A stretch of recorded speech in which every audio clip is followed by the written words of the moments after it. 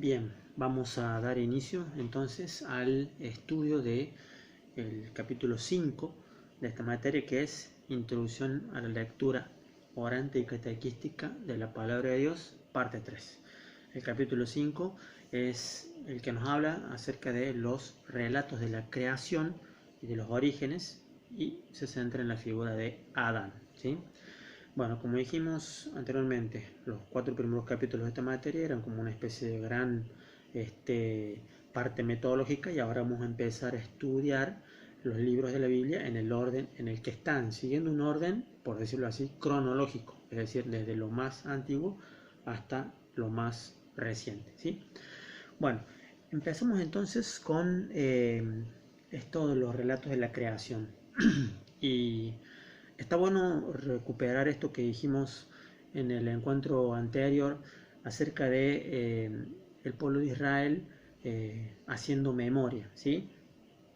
Dijimos que era un pueblo que se había formado con muchas partes, muchos pueblos o sectores, grupos sociales muy diversos, y que en su mayoría eran grupos marginales, ¿sí? No eran grupos poderosos, ¿sí?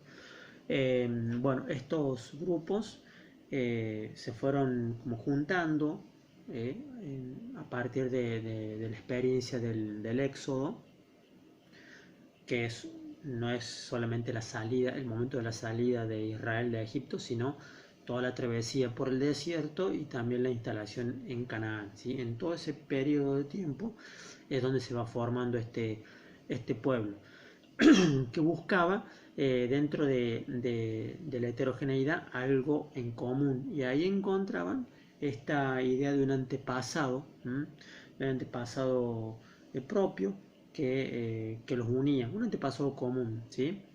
Un padre, un patriarca, ¿sí? Que era del cual descendían todos ellos, ¿sí? Es bueno recordar que todas estas historias se cuentan de manera hablada, mediante la tradición oral, ¿sí? Porque en ese entonces la escritura era algo reservado a las funciones administrativas de los gobernantes, ¿sí? La escritura nace con esa finalidad, para ayudar a los gobernantes a administrar mejor sus estados, ¿sí? Después, con el tiempo, se va haciendo algo que alcanza a las clases bajas, pero esa era la función de la escritura, ¿sí? Entonces, este pueblo no tenía acceso a la escritura, así que contaba las historias de manera oral, ¿sí? Entonces, Israel, desde el Éxodo para adelante, va buscando en el pasado algo que le dé identidad, y encuentra estos relatos acerca de ese tal Abraham, al cual ya ellos reconocen como su patriarca, como su padre, como aquel del que descienden, ¿sí? Pero no se detienen ahí, sino que van más allá todavía, van pensando cómo había sido el origen del mundo, la creación, ¿sí? Y ahí es donde nace esto de los relatos de los orígenes. Ese es el nombre que se le da en el estudio de la Biblia. Los biblistas son los que han nombrado así este concepto, los relatos de los orígenes, ¿sí? Y bueno, aquí viene algo interesante, que es que el Génesis ya se divide en dos grandes bloques. El primero de estos bloques es justamente el relato de los orígenes, que abarca los primeros 11 capítulos, ¿sí? A partir del capítulo 12 del Génesis ya comienza la segunda parte, ¿sí? Nos vamos a quedar por ahora en la primera parte, ¿sí? Génesis viene del griego genos, que significa justamente orígenes, ¿sí? Y es porque se relata el origen no solamente del pueblo, sino de la humanidad, así como la pensaron, como la sintieron, como les fue revelado a aquellas gentes del pasado, ¿sí? Bien, entonces el relato de los orígenes, ¿de dónde viene? Dijimos que la zona del Medio Oriente, esta zona de la media luna fértil, era una región de mucho contacto, ¿sí? Entonces no es de extrañar que hubiera intercambio no solo de mercancías, sino también de productos culturales, de historias, ¿sí? Que se toman prestadas, ¿sí? Y que no implica, digamos, ninguna violación al copyright, porque no existe eso, ¿no? Entonces los pueblos van contando historias y otros pueblos al escucharlas también las adoptan, porque descubren en esas historias algo interesante, algo que sirve, algo útil, ¿sí? Entonces, por ejemplo, los mesopotámicos tenían un relato de la creación, ¿sí? Que está datado aproximadamente 2000 años antes de Cristo, algo así. Bueno, ese relato de la creación se llama Enuma Elish. Mesopotamia es, está bueno recordar, es lo que hoy es Irak, básicamente, ¿sí? Bueno, ese relato de la creación escrito por los mesopotámicos fue adoptado por otros pueblos, por ejemplo los cananeos también adoptaron algo similar, ¿sí? Y bueno, y después los israelitas al entrar en contacto con los cananeos lo tomaron también, ¿sí? ¿Y por qué? Porque vieron que ese relato tenía algo que los israelitas identificaban como la voz de Dios, de su Dios, ¿sí? Entonces dijeron, esto es voz de Dios, ¿no? Por lo tanto lo voy a tomar también para mi propia religión, mi propia cultura, ¿sí? Bueno, el Enuma Elish era un reto mesopotámico de la creación que fue tomado, fue retocado porque era bastante sangriento.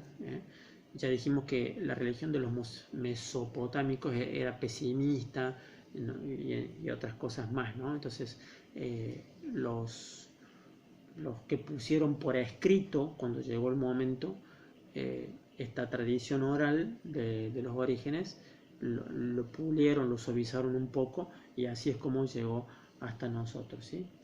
Y bueno, acá está bueno recordar esto de las tradiciones, no confundir con la tradición oral. Estamos hablando de las 4 tradiciones que figuran en la escritura del Antiguo Testamento, ¿sí? Porque hubo 4 grandes momentos en los cuales fueron escritos los textos y cada uno de esos momentos modificaba algo, lo que ya había escrito, ¿sí? Entonces hay 2 tradiciones que son la tradición yavista y la tradición sacerdotal. Por eso vemos que en el Génesis se nos cuenta 2 veces el relato de la creación. Uno dice, ¿qué le pasa a este escritor que se repite, que está volviendo para atrás y diciendo de nuevo lo mismo? Bueno, eso es porque los escribas que iban agregando no borraban lo anterior, sino que le agregaban abajo. Esa era la forma de escribir de ellos en aquel tiempo, ¿sí?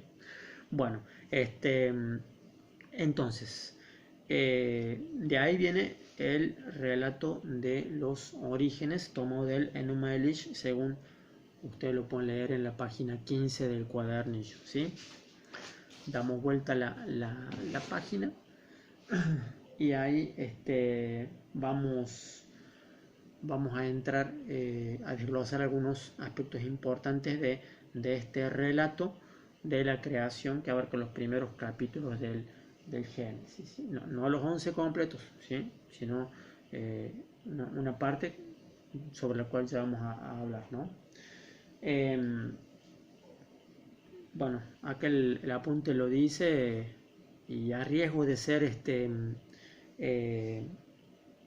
cansador, me parece importante tener en cuenta esto, ¿no? Fíjense en la página 16, arriba, habla de que estos relatos no eran históricos ni científicos, ¿sí?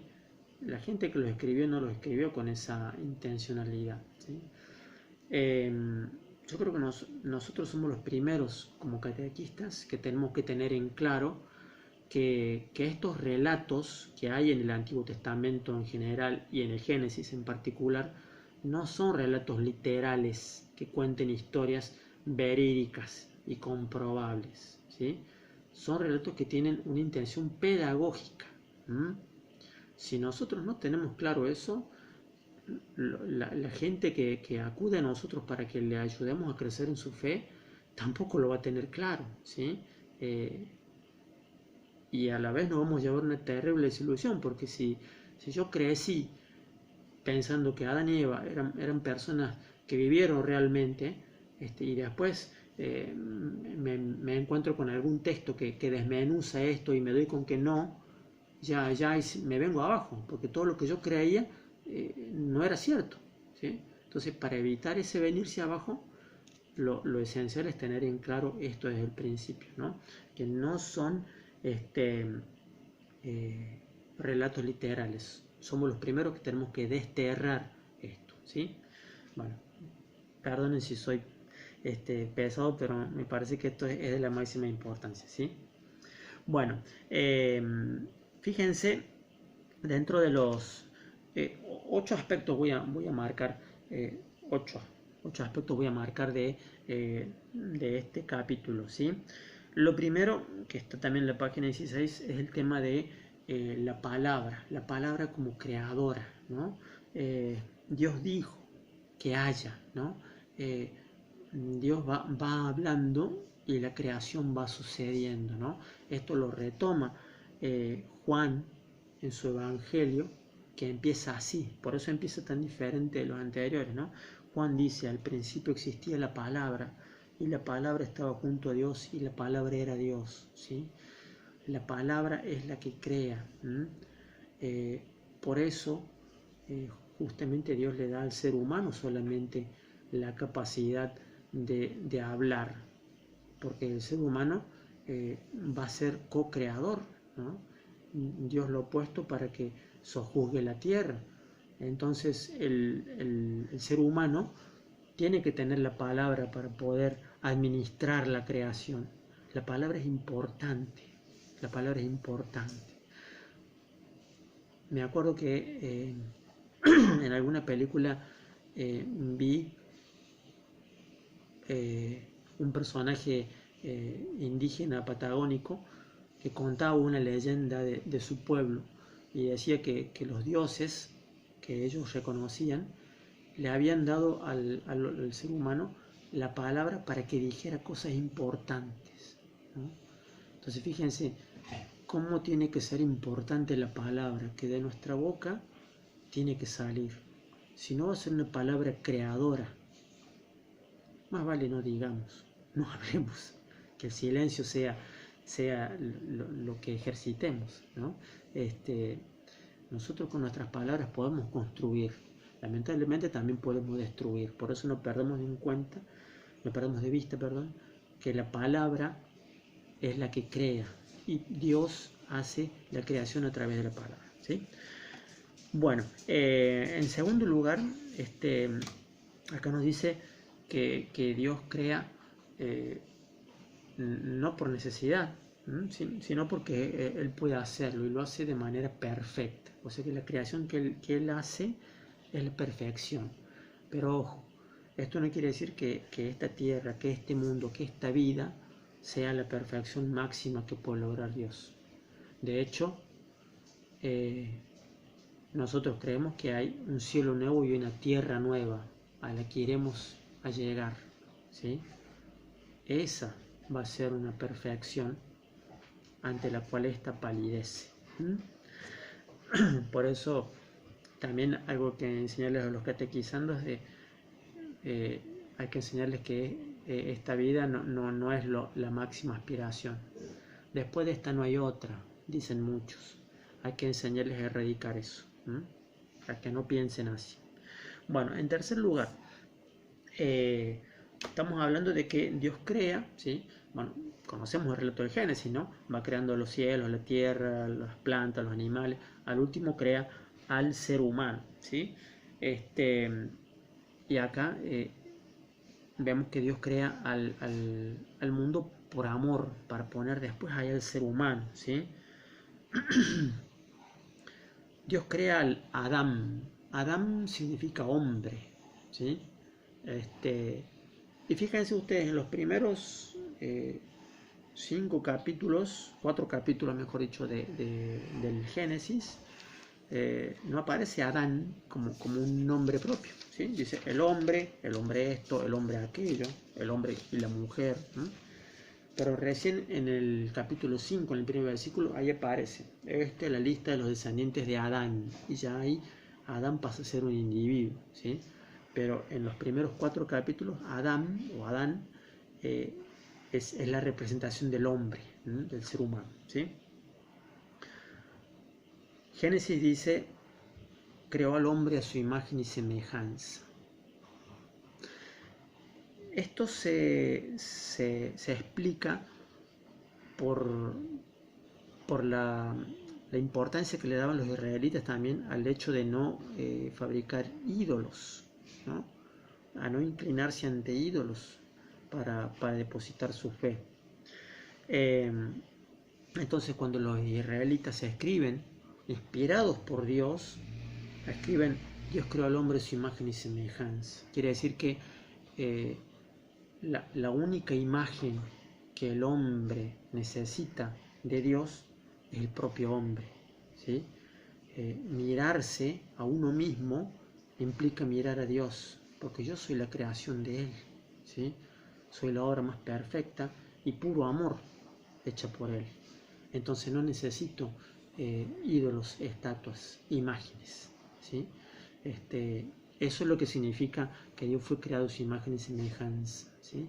Si quieres mirar a Dios, no mires ídolos, mira al ser humano, porque en el ser humano vas a ver a Dios, ¿sí? Vas a ver la obra creadora de Dios, ¿sí? Bien, y la mujer, ahora viene el tema de la mujer, ¿sí? Mucho se ha hablado y se ha escrito sobre el nacimiento de la desigualdad entre hombre y mujer en el Génesis, ¿sí? Con el hecho de que la mujer saliera de la costilla de Adán, ¿sí? Hay una teoría que un biblista francés está mencionada acá en la página 16, en la segunda columna, según la cual cuando Dios crea al hombre, crea a la mujer, es decir, crea el género humano, ¿sí? Pero bueno, eso no tiene sustento porque después se relata particularmente la creación de la mujer, ¿sí? La mujer es creada después del varón. En todo caso, no se puede sacar del Génesis la conclusión de que la mujer sea inferior al hombre, al menos no de esta parte, ¿sí? Porque Adán, o mejor dicho, el varón dice, es hueso de mis huesos y carne de mi carne, ¿sí? Es decir, es como yo, es yo, está en otro cuerpo pero es yo, ¿sí? Entonces no hay una relación de jerarquías, sino de complementos, ¿sí? Por eso el hombre y la mujer están llamados a complementarse según el relato de la creación, ¿sí? Bueno, y Dios sitúa al hombre y a la mujer, lo sitúa en el Edén, ¿sí? Edén es una palabrita que en el idioma antiguo tenía el significado de representar el mundo entero, no tanto una región geográfica, más allá de que después en algún lado del Génesis hace un bosquejo donde dice claramente entre qué ríos está el lugar donde estaban el hombre y la mujer, pero es también una forma simbólica de decir que el hombre y la mujer fueron puestos en el mundo. Y ahí es donde se realiza la primera de las alianzas que veremos en esta materia, la alianza edénica, llamada así justamente por Edén. La alianza edénica se hace entre el hombre, el varón, y Dios, el varón y la mujer, mejor dicho, ¿sí? Y Dios por otra parte, ¿sí? Dios les da el mundo y todo lo que hay en él, ¿sí? Solamente impone una prohibición. La prohibición es para, de alguna manera, dejar en claro que la humanidad depende de Dios, no es autosuficiente, no se autoabastece. Puede recoger todo lo que Dios ha puesto, pero no puede crearlo, tiene que recibir, recolectar eso que Dios ha puesto, ¿sí? ese es el contrato, esa es la alianza. Dios le da al ser humano todo, solamente le pide que lo respete. ¿Y qué hace el hombre, el ser humano? Falla en esa simple exigencia que tenía, ¿sí? Ahí es donde viene la tentación de desobedecer al ser humano, ¿sí? En la página 17, en la primera columna, ustedes van a encontrar casi al principio este parrafito que dice: pese a vivir sin necesidad, varón y mujer se encuentran ante la tentación de desobedecer a Dios, tomando en sus manos el fruto prohibido. Este pasaje reflexiona sobre la ambigüedad del ser humano, que cree que la única forma de progresar es yendo contra aquel que le ha dado todo. Al último, cuando conectemos con la catequesis, vamos a volver sobre este punto, ¿sí? Bueno, y la serpiente que está puesta en este relato tiene algunas características, ¿no? En principio el Génesis dice que es un animal muy astuto y es un animal que es creado por Dios, es una creación de Dios, ¿no? Dios no puede crear algo malo. Sin embargo, la serpiente tenía como una fascinación, provocaba una fascinación a los ojos de la gente, ¿no? Que era esto de que podía cambiar de piel. Entonces, en las mentes de aquellas personas de la antigüedad, eso era como una especie de resurrección, ¿no? De una vida eterna, capacidad que tenía la serpiente, ¿no? Esa fascinación encontraba la gente con relación a ese animalito, ¿sí? Pero de hecho no es la serpiente una encarnación del mal. Jesús mismo le dice a sus discípulos: sean astutos como serpientes. No le va a decir Jesús. ¿Usted se imagina a Jesús diciéndole sean astutos como el diablo? No, por eso la serpiente no personifica al mal. Eso viene después, ¿no? Al principio es como una especie de voz interior lo que la serpiente representa, ¿no? Del ser humano que se taladra la cabeza diciendo: ¿por qué tengo que obedecer? ¿Por qué me prohibió que cogiera ese fruto? ¿Por qué? Después, mucho tiempo después, cuando se hizo el libro La Sabiduría, que es uno de los últimos, ahí se emparenta a la serpiente con el diablo. Ahí está la cita bíblica, Sabiduría capítulo 2, versículos 23 al 24, si después la quieren buscar, ¿sí? Bien. Bueno, y bueno, ya sabemos lo que sucede, ¿no? Serpiente, mujer, varón, a todos los cacha Dios ahí, y bueno, y a cada uno le impone una pena. Y eso ha sido la forma en que los antiguos israelitas, inspirados por Dios, explicaban el origen de todos los males, ¿no? ¿Por qué el ser humano tiene que trabajar para ganar su sustento? Bueno, porque hay un castigo por la desobediencia, ¿no? Te ganarás el pan con el sudor de tu frente, ¿no? Porque el parto de la mujer es así, ¿no? Es como es. Bueno, porque el Génesis dice parirás con dolor. Bien, y ahí también se origina la dependencia, ¿sí? de la mujer respecto del varón. Tengo acá la Biblia para ayudarme, ¿sí? En el capítulo 3, versículo 16.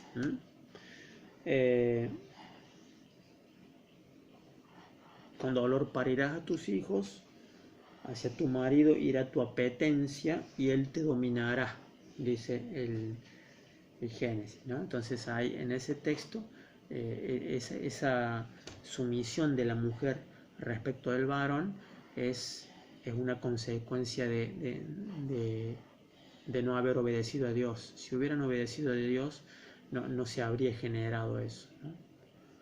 Bien, vamos a terminar ahí. Conectamos rápidamente con la catequesis, ¿no? En la página 17 dice, voy a leer textualmente: debemos remarcar que la finalidad de estos 3 primeros capítulos de Génesis es explicar por qué la humanidad, en el momento en que fueron escritos dichos capítulos, sufría tantos males, ¿no? La gente se preguntaba por qué existe el mal, por qué existe el sufrimiento. Son preguntas que uno se sigue haciendo hasta el día de hoy. ¿Por qué existe el mal, ¿no? ¿Por qué le pasan cosas a la gente buena? ¿Por qué suceden tantas cosas malas, ¿no? Y bueno, los antiguos, el antiguo Israel vio en estos textos, en estas historias, la explicación.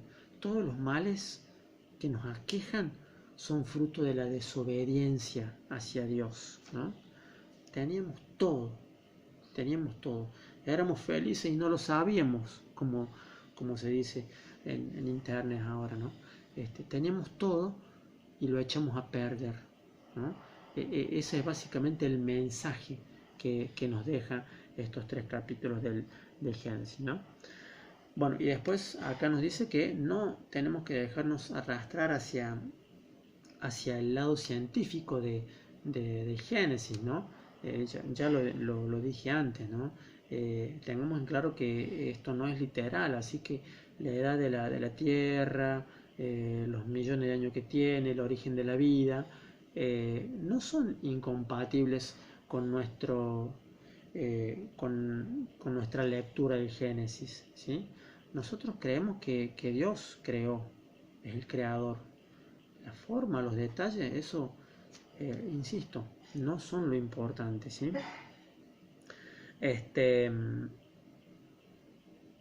Y un dato más sobre la teoría del Big Bang, ¿sí? Que muchos que odian a la iglesia o que tratan de desacreditar a los creyentes, les tiran así como carta ganadora sobre la mesa la teoría del Big Bang, ¿sí? Que es una teoría que dice que hubo una gran explosión y que esa explosión fue generando las galaxias, los sistemas solares, los planetas, la vida, ¿sí? Eso es una teoría, todavía se está comprobando, pero en todo caso lo que nosotros ahí podemos retrucar es que esa teoría fue propuesta por un sacerdote católico belga. Acá está el nombre, Georges Lemaitre, no sé cómo se pronuncia la verdad. Era un cura que obviamente por su formación conocía el Génesis, pero a la vez estaba apasionado por la astronomía, ¿no? Entonces, con el Génesis a la vista y los cálculos que él hizo, ideó la teoría del Big Bang, ¿sí? Y fue novedoso. Los otros científicos no aceptaban sus ideas, pero este cura proponía eso, una gran explosión, algo que hizo que naciera el universo, ¿no? Y esa es la forma en que este curita acomodaba el Génesis con la ciencia y decía, mediante esa explosión fue creándose todo, ¿no?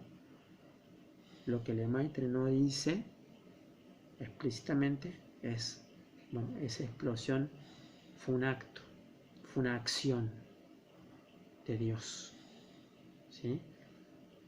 Dios pudo haber creado el universo a través de esa explosión. ¿Cómo pensar que el universo se crea a sí mismo, que sale de la nada, de porque sí? Una vez alguien dijo, pensar que el universo se formó así por sí solo de la nada, es como que vos tiras un rompecabezas que está desarmado, lo tiras así y cae armado todo de una, ¿no? Imposible, ¿no? Entonces, gracias a esta teoría del Big Bang, que hoy está reconocida y que ya no se discute, por lo menos de parte de los científicos serios, tenemos nosotros la la idea de que Dios creó, fue la fuerza creadora a través de una explosión tal vez, ¿sí?